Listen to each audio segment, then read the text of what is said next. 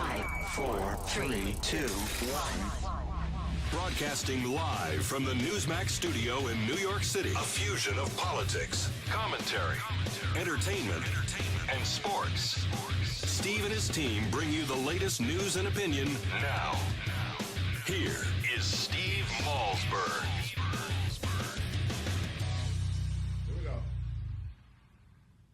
All right, folks, welcome aboard. A very busy day, and boy, do we have a lineup for you. And in just a moment or two, we'll be joined by, as I mentioned, from Israel, the former Israeli ambassador to the U.S. and current deputy foreign minister for Israel. But I just want to talk about the bill that was not voted on the floor of the House today regarding the emergency appropriations requested by the president for the border crisis. The president wanted $3.75 billion. The Republican bill that was not brought to the floor for a vote contained $659 million, obviously significantly less, and it was for a short amount of time to be readdressed at a later date. There were also provisions in there opposed by Democrats that would put restrictions on policy. And the reason the Speaker did not bring it to the floor for a vote is he had to rely on Republican votes, obviously, because Democrats thought it was too restrictive and too little. But there were too many conservative and Tea Party Republicans who felt this bill did not go far enough in tying the president's hands when it comes to allowing illegals to stay by executive order. They were afraid that the president would use his executive order and his presidential authority to not only give a grant to what some are calling blanket amnesty for $5 to $6 million, but also when it came to these kids, these people, the youngsters who have come across the border recently and have caused this quote-unquote humanitarian crisis, they felt it didn't go far enough in tying the president's hands. Okay, more on that later with the panel, but we're joined right now by Ambassador Danny Ayalon, former Israeli ambassador to the U.S., and current Deputy Foreign Minister for the State of Israel. And Mr. Ambassador, it's been quite a while since you and I have talked, but great to see you again, sir. Yes, thank you very much, Steve. Former Deputy Minister as well. Now I'm semi-retired. I may go back to politics, but we need to have another election cycle. But I'm right here with you. Go. Pleasure to be there. Okay, well, let me ask you, sir. First of all, I think 16,000 more reservists put on standby by Israel, if I'm not mistaken. The Prime Minister seeming very resolved in his statements about finishing this job with the tunnels. Does any ceasefire, if one is negotiated and agreed to, would that have to include provisions for Israel to remain in Gaza, keep finding and weeding out and blowing up the tunnels, as well as the rocket supplies? Absolutely, Steve. We see that the concept of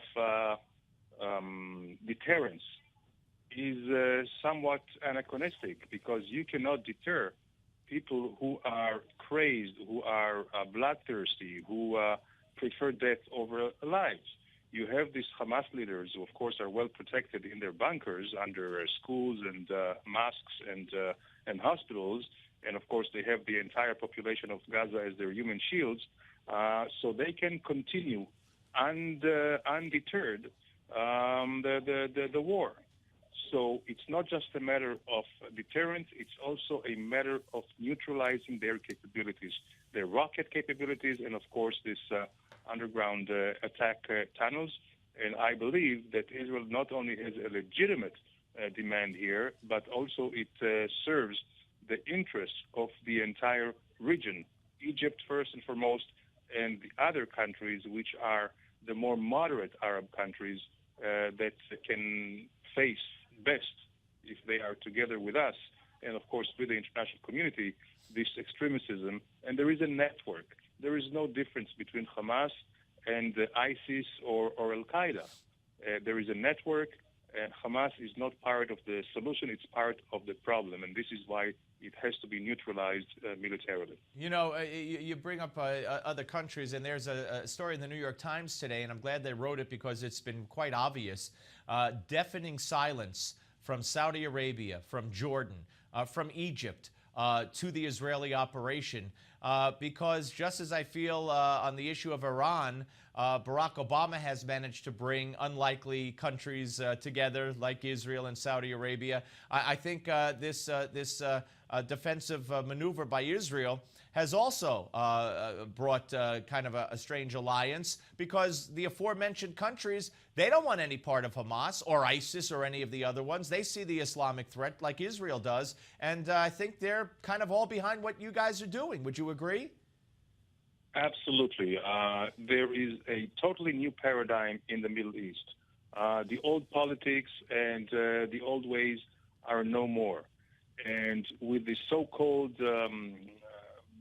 Arab Spring, which has really been revealing itself as a Islamist winter, first and foremost, it goes against their own population, against these fairly moderate regimes who are the natural allies of the United States, like Sisi or Mubarak.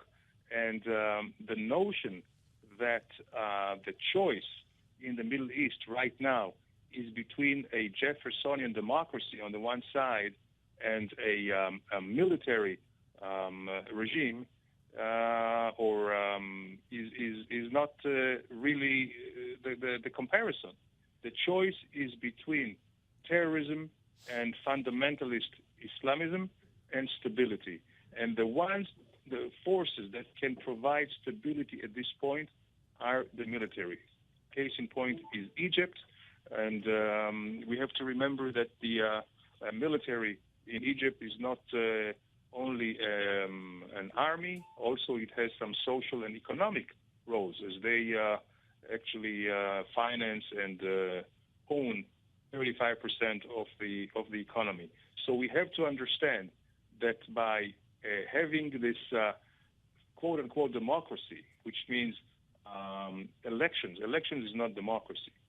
And democracy is more the separation of powers. It's the democratic institutions. It's the free press. It's human rights. It's all of those things which are absent. And in order to bring in all these elements, it takes an evolution, not a revolution. Right. And we see the Islamists may win by supposedly a democratic election. They go into power, and that's the end of democracy. Right. Well, let me ask you, why is it that you understand this, and Saudi Arabia understands this, and Egypt understands this, and Jordan understands this, but apparently our government doesn't understand it? Well, this is something which, it's not for me to answer, Steve. I think that should be answered and analyzed, I think, in Washington, to see really if the policies that have been so far forged and implemented, were they very helpful. In May 2009, President Obama came to Cairo to start a new leaf between the United States and the Arab and Muslim world, overlooking Jerusalem, unfortunately. And 5 years later, we should ask ourselves, are we better off? Are relations between the U.S. and the Middle East and the Arabs and the Muslims are better?